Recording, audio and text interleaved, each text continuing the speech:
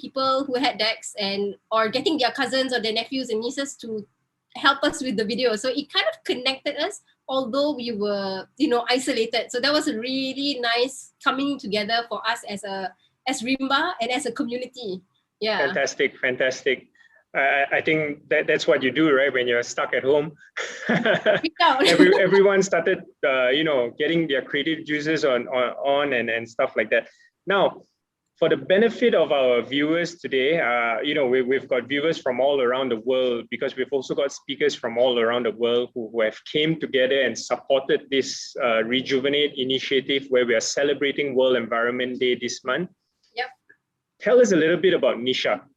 Oh, about me. Now, who is Nisha first? Oh wow. Okay, so I'm an 80s child. Does that help? So I'm an 80s child who grew up with I would say the privilege to holidays, go, hiking, go to the waterfall. There were no malls back in the day. Oh, there were malls, there just wasn't many. But that was my childhood. And I think although I've lived in different parts of the world, and I have worked with different organizations, be it in oil and gas, where it's very corporate, or I've worked with outdoor team building companies. At the end of the day, nature has always been a part of me it's a part of my childhood, it's a part of my upbringing that has always followed me wherever I go. Even when I'm abroad, I want to go hiking. It's just something that I like.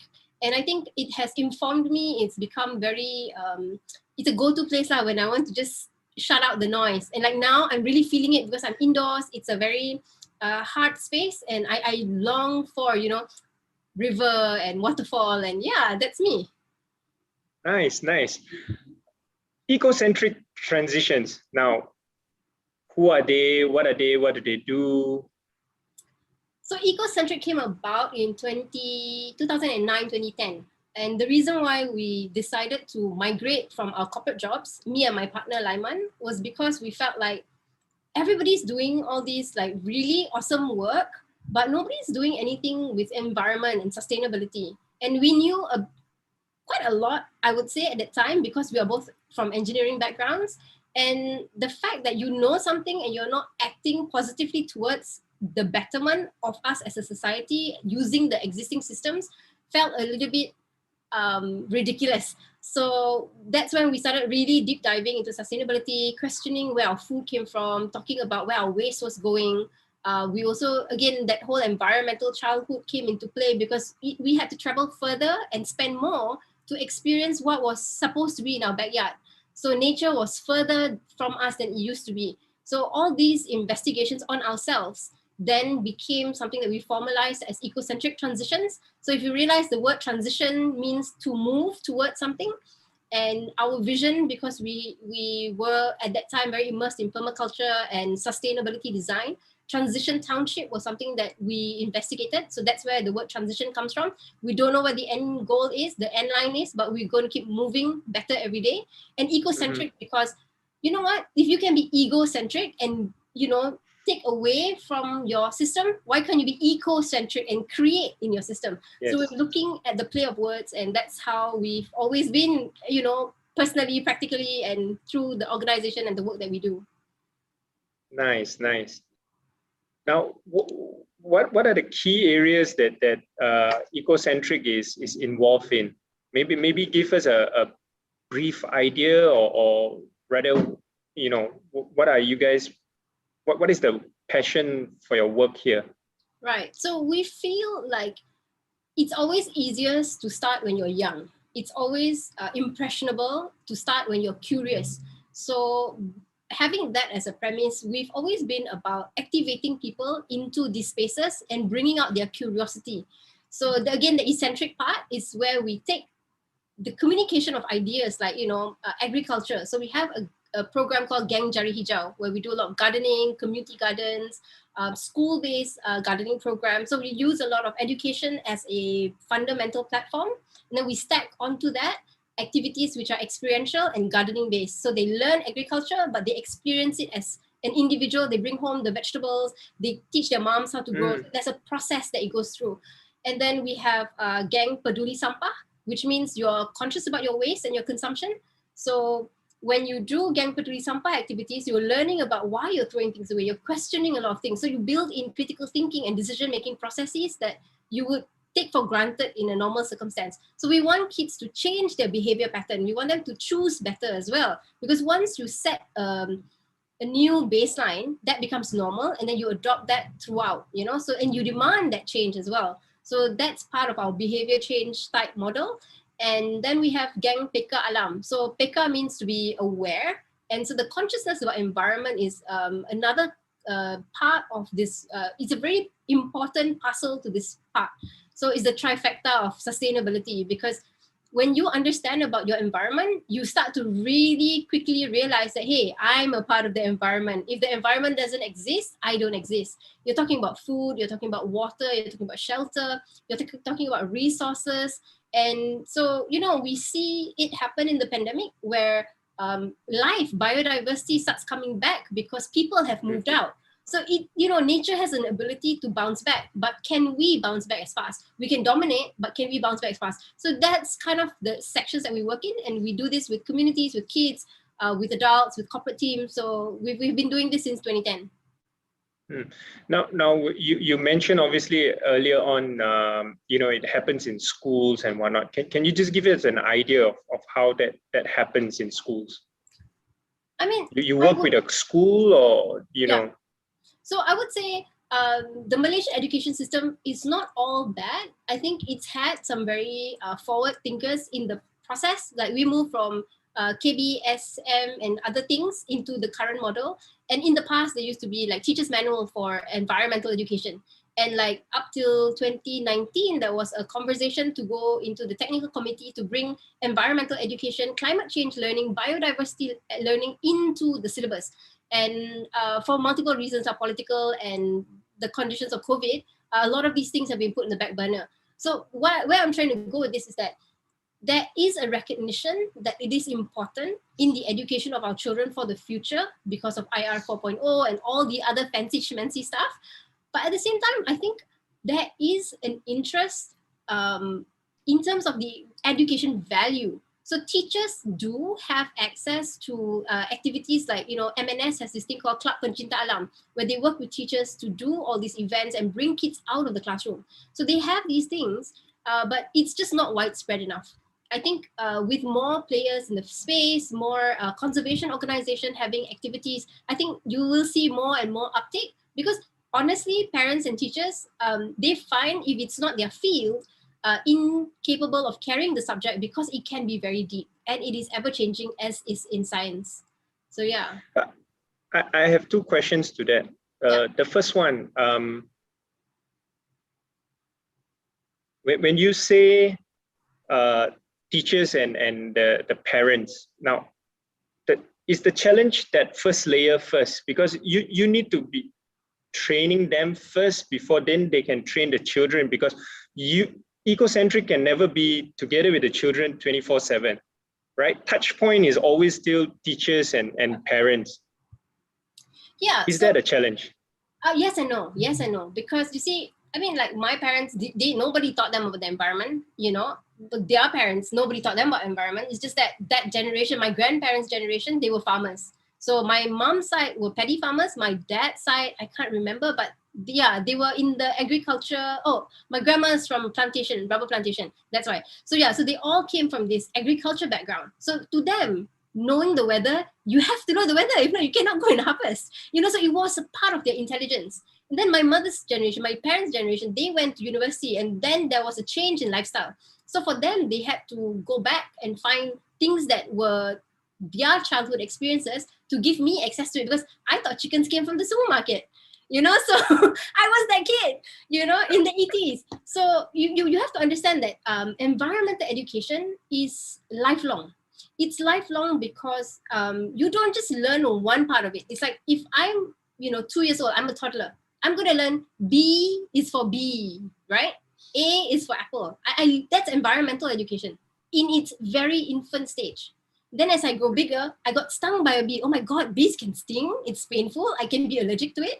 And then as I get older, I realized that, hey, bees produce honey and I love honey. And then as Yeah. I get more mature in the space, I go like, I'm going to go and have a beehive.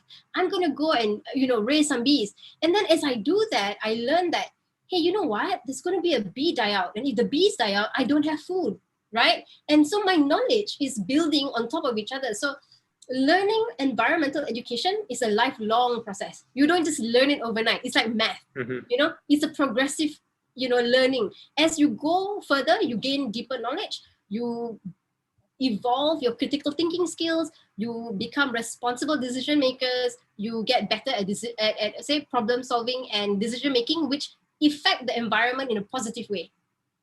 So I feel like that's very much part of our human psyche culturing learning process. Yeah.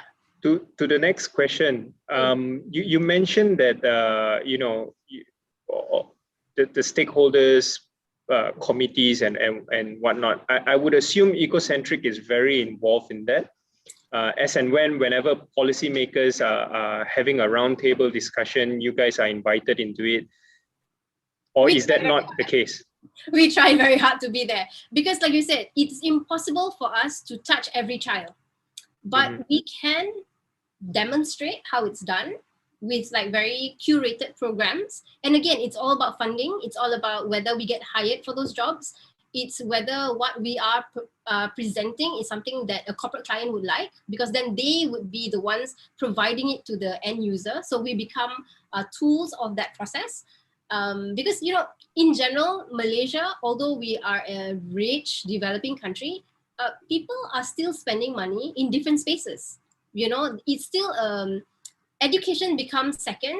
You have a lot of pleasurable things that you want, that you prioritize. So we can't blame people for making these decisions, but we can work with other partners who can make it available for others. So again, when we get to pilot ideas, we go into collaboration. So that's why we go into the Ministry of Education. We work with, at that time was KETSA. So because of this engagement, like with the Ministry of Education for Agriculture, we worked with banks who funded us to be in schools for 3 months. And then we did 3 states for that year. And then we did like for 3 years. So we had a very strong response in understanding about teachers. We understood their challenges. We understood where children were coming from. We understood what was their interest. And then teachers started seeing their kids in a different light because they were behaving differently outside the class. They were being more responsible. They were being more responsive. So as kids, because when you learn environmental education and it's experiential, you can learn more values. You learn social skills.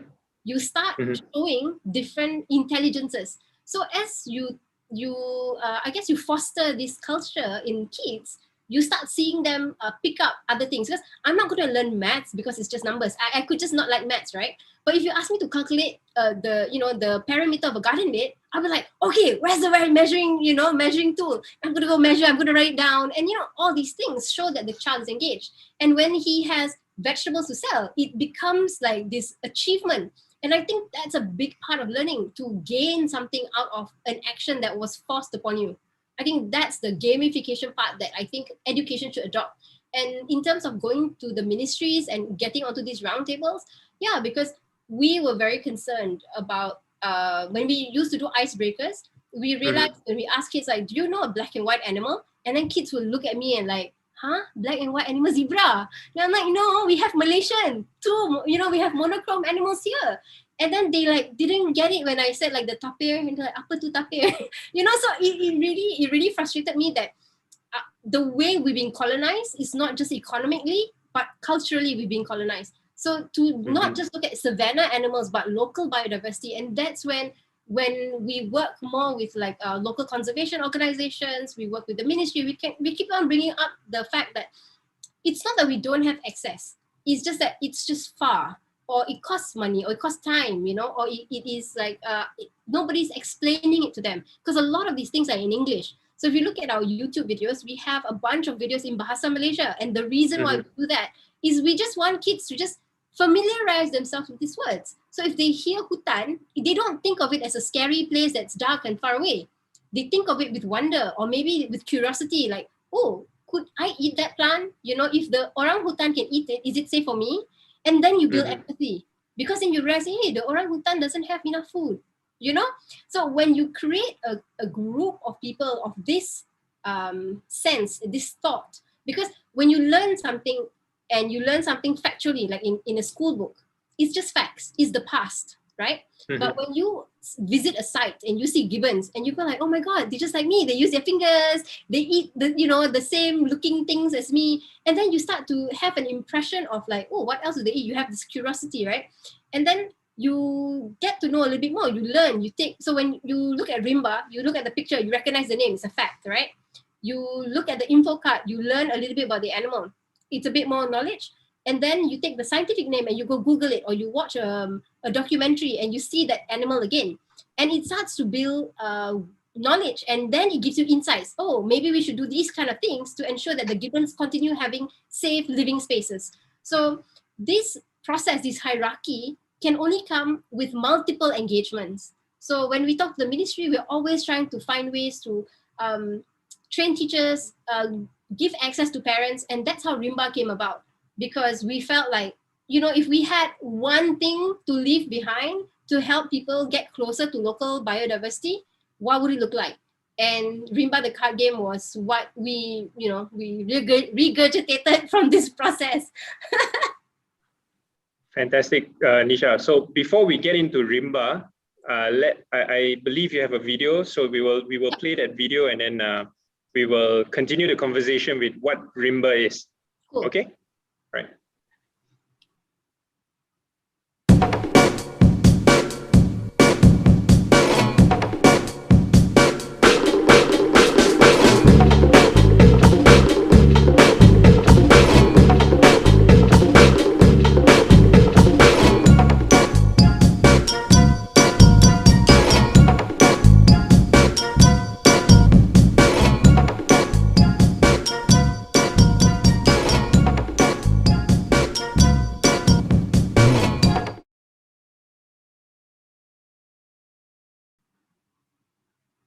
Yeah, you want to come see here? They haven't set the.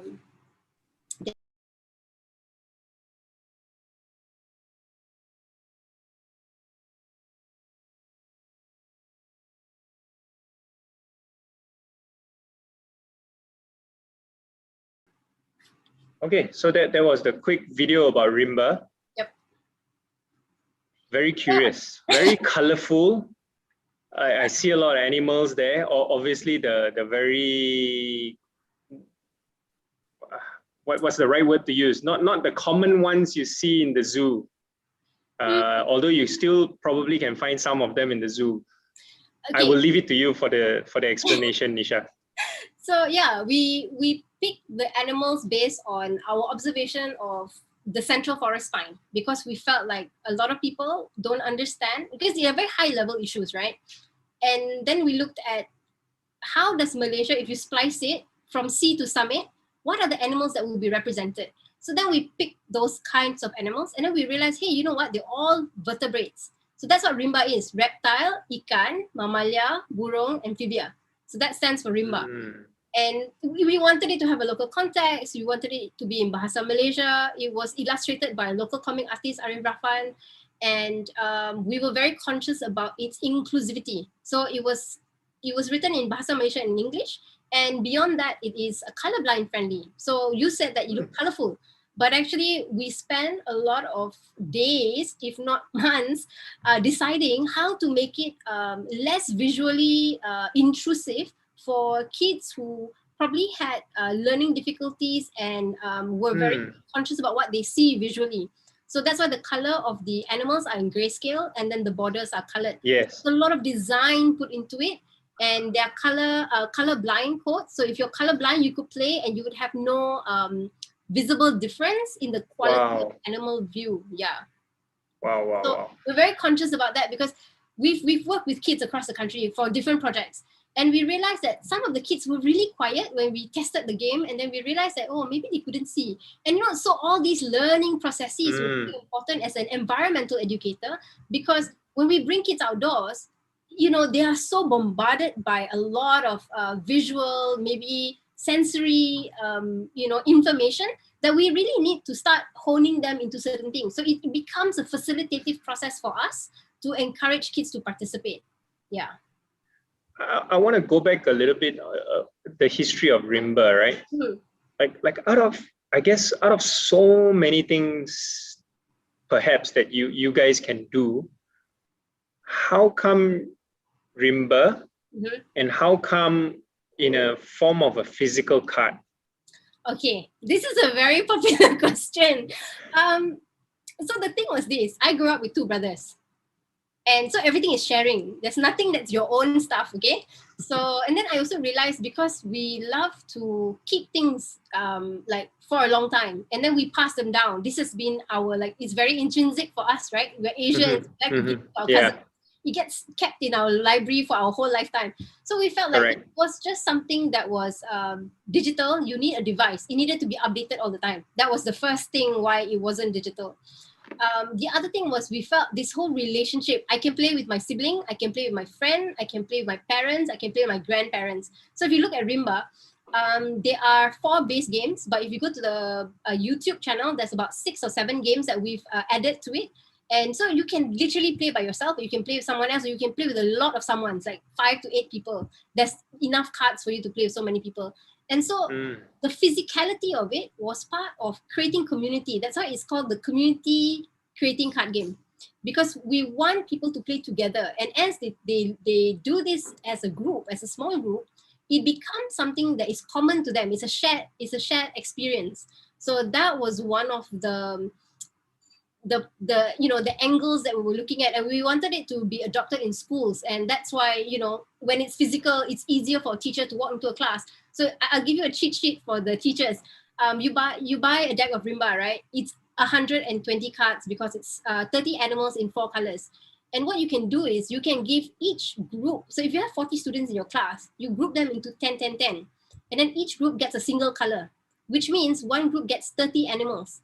And you can make them pull out animals with claws, pull out animals with fins, pull out animals with I don't know, which have fangs. And they can start categorizing them because every group will have 30 cards. And so that's one of the things that we were very conscious of when we made the game. So the game wasn't just a how to say shock sendiri thing. We try very hard not to make it shock sendiri, because we felt like it is only valuable in the hands of children.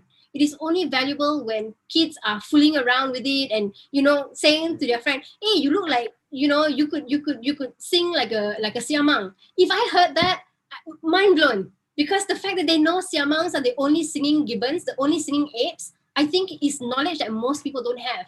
So when I listen to kids playing Rimba, or kids who've been playing Rimba a lot, they come up with like the weirdest things to equate their friends to, and I'm like, yes. So it's really fun to watch them play. And yeah, definitely coming out as a card game was really important physically, also because we knew that if parents looked at the games and parents recognize games like Happy Family, parents recognize games like Snap. So Snap or parents didn't have Uno. to learn. Yeah. Yeah, they don't have to learn a new game.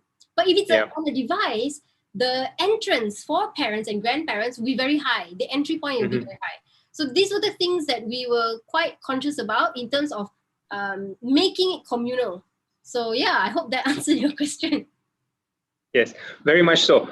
We just looking at the chat box, we have 2 questions which I think we can combine it together. Yeah. One was from Elise, who was asking, how do you conduct your engagement in schools? Whereas Alif here, Rimba design is validated through the kids. How many schools or institute have been given exposure with Rimba? So okay. I guess you can, it comes hand in hand. Yeah, so if you check out our website, I think we have an infographic for impact for 2019 and 2020, where that was because we launched in 2019. And we played in 52 different institutions. We played with 3,000 over individuals. We've been in Sekolah Kebangsaan Cina, Sekolah Kebangsaan Tamil, Sekolah Kebangsaan, Sekolah Menengah. We've been to Sabah, Sarawak with the game. We've had friends of ours who learned the game here and brought it back and played it with their students or with like communities that they were working with. So we had a journalist who was a friend of one of my staff at the time. And so she saw Rimba when they went for Yamcha or something. And then she borrowed it from my staff. she brought it when she went out because she wanted the kids to talk to her. So it was like umpan to get them to participate. So yes, it's been heavily tested with kids. When we were in the design phase and we printed out some sample cards, we had kids run away with our cards and didn't want to return it. And, it was very interesting because then we realized that the images really affected them because the way Arif had drawn it, he drew them with very beautiful eyes. So when you look at the cards and you look at the eyes, there is this beauty in the way he illustrates, and I totally love Arif's work. And yeah, you just have to see the card. So if you are in Kinokuniya, drop by at, I think it's the back counter. We actually have 4 sample cards hanging on the standee. So you can just go flip through the cards and have a feel of how it looks like. And they're laminated only because we've dropped it in curry before and it survived. So we're trying to make sure that kids' grummy hands would not cause the card to, fail so quickly. So yeah, when we were designing even the printing, we were thinking of the quality of the cards after multiple use. So yeah, it's very kid tested. Yeah, I personally had experience with Rimba the card, I think about 2.5, 3 years ago. And I think I mentioned this to you offline. We met you at Zhongshan. I was with my boys at that time. I think they were 6 and 3 or thereabouts. And they love the card game. I think you spent a good 20 minutes with them. You were so patient. But yeah, I think that really works. I think the color, the entire packaging and approach towards how Rimba is presented to kids, I think that's the unique selling point for you guys. And I really hope that more schools get engaged with everyone from Rimba in terms of getting it out there. Having said that, now we've been in this pandemic for 1.5 years, almost 2 years now. Yeah. We hear a lot of questions about school engagement. And Rimba is a physical card game. Yeah. How? Okay. Now. So we've done challenges with small groups of people. Just testing the waters to see how it would work with kids, and also accessibility, because not everyone can see everything, because not everyone's on a laptop. Some people are on phones, some phones are cracked. So there's a lot of these barriers that we've discovered in this process. So there's a school that we work with which is close to a pusat internet. So there are these places which are internet centers in rural areas, and kids can go there and they pay, I think, like 1 ringgit to attend a session, and they have a lot of these online classes. So with those centers, we know the minimum they have a PC, they can watch it, or it's streamed on a TV, and most people would just see on their phone. So what we've done is we've come up with little challenges for kids. So that kind of gets them. So we talk about something, and it's very short. It's like 15 minutes. So we'll maybe the first day is like just an introduction. Everybody gets to know each other a little bit, and then we give them an assignment, and then they come back on the second session, and they have to share with us what is the animal that they chose, and they have a chance to change the animal they want later. And in the following session, we keep giving them little assignments, and their job is just to share with us what they've discovered about the animals. Because at the end of the day, if I am trying to engage kids online and I'm pushing information, it becomes very lecture. So now what we've tried to do is we try to get the kids to do the investigations. And if you follow us on Rimba the card game on Facebook groups, I'm always flooding it with, or people are sharing stuff about like biodiversity in general. So you can see things from whales to like local birds that local photographers have been recording. And sometimes we do get kids to go and check it out, because we feel like if you want to get people to understand about biodiversity, you want people to understand about environmental education, you have to give them access to it. And I think when they go out and do the research, they learn more. And then they may talk about it with their parents. So like there's this one program we did with kids in, I think it was Sungai Yu corridor, where the eco viaduct is in Terengganu in Merapu. And so we told the kids, like, okay, I want you to go out and like just ask your parents or your grandparents what kind of animals that you see now that they saw when they were young. That was the first assignment. And then they came back with like a list of things, and I didn't realize how many things these kids actually see, and it was actually quite impressive. So we made like we did I think was it Platlet or one of those like online mapping things, and they just wrote down all the things. And then I asked them to find out animals that they've not seen, but their adults and their old people have seen. And then they added that in, and then they realized how biodiverse that area is. And I think I can't teach that. I cannot. It's not from me. It has to be from their people within their communities, recognized by their social structures. So when they see the highway, and then we discussed the highway, we talked about, what was it before? I mean, and then they were like, oh, super green, it's like all this and the sungai and all that. Then what happened during construction? Oh, tak ada pokok, very panas, erosion, flooding. They saw these things because they lived there. And then they said that after the highway had stabilized and, tree planting efforts were done with the community, there was a nursery, people from outside came in and planted trees. And then they realized it wasn't very hot anymore. It started to cool. It's not there yet. It's still growing. But the understanding of children and their environment, the cause and effect of removing plants, of putting in a highway, of the water just seeping through. And we talked about surface area runoff. I never thought I'd talk about surface area runoff with kids in Merapo. But they came up with it through the discussion. So it was very student-led and student-focused. So whatever they were curious about, we would follow down that path. But we will always have a framework that this needs to be environmental, understanding, and systems. So they understood the water cycle. They understood that, ikan kelah, which is, there is a sanctuary there. It grows and it breeds in a class 1 river. So if there is logging upstream and it turns brown, the fish ain't going to be there, or they're not going to be breeding that season. So they are very conscious because they eat that fish. It is protected, but it's harvestable for people who live within that area. So, their understanding, their relationship is a lot higher. Then in urban settings, we work with kids around like, Kota Damansara Community Forest. We look at the Taman Rimba Kiara in TTDI. We have the MNS. Behind MNS, there's a little green ridge. So with MNS, there's spaces there. So we're looking at Taman Tugu, all these like urban spaces and urban biodiversity. And you have migratory biodiversity. So you have all these things that you can incorporate in observation, because at the end of the day, environmental education is it's a very rich experience, because you don't only, it's not just observing, it's also a reflection. So it reflects your thinking. It is aesthetically pleasing. People have a lot of, like now a lot of people are mentally, stressed. But if you walked out and you just walk to the park, even the park feels comfortable and harmonious because it's green.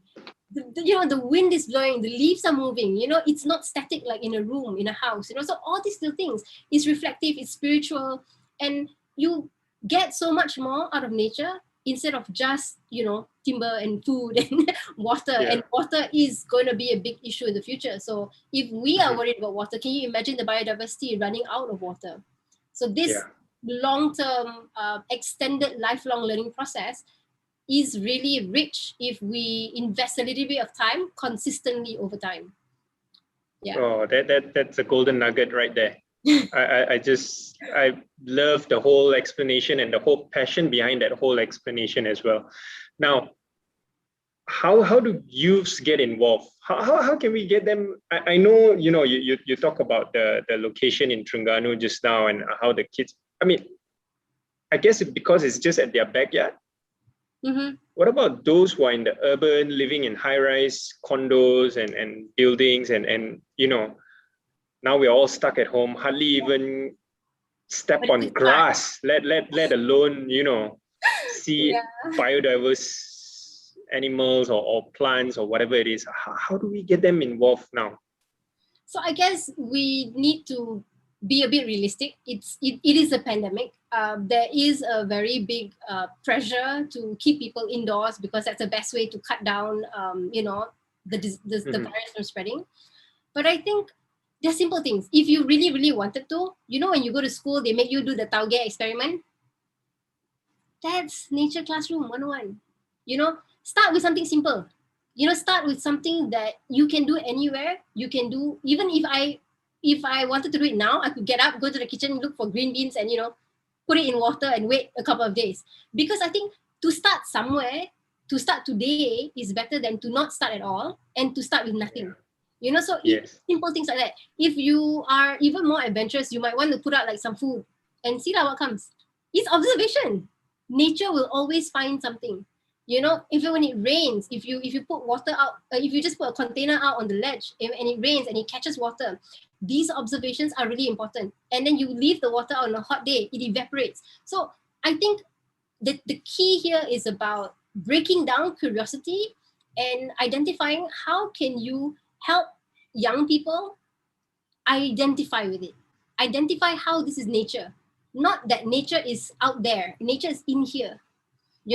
So I think that is a reframing that we all kind of always have to reset a little bit. Like I kept telling kids like, how come you don't know that? And I go like, okay, this kid doesn't know anything because they were not exposed to it. So, then I learn how to re-explain what I know because I rather them participate than not. So I think it's taking the realistic steps wherever you are to start observations. Yeah. Nice. Johan had a question in the chat box, which was technically part of my questions as well. Is there a Rimba 2.0? And he added on to ask if, perhaps a local plant version, anything of that sort in the pipeline for Rimba? Actually got. Dah siap pun. We did it during MCO1. Nice. There is a new game. We're not sure whether it will be published physically or not, given the economic conditions of this time. We also don't know if we can go digital because again, it's a different kind of cost. But there is a game that is a build on Rimba, and it talks about habitats and food and stuff like that. So it kind of brings you one step closer.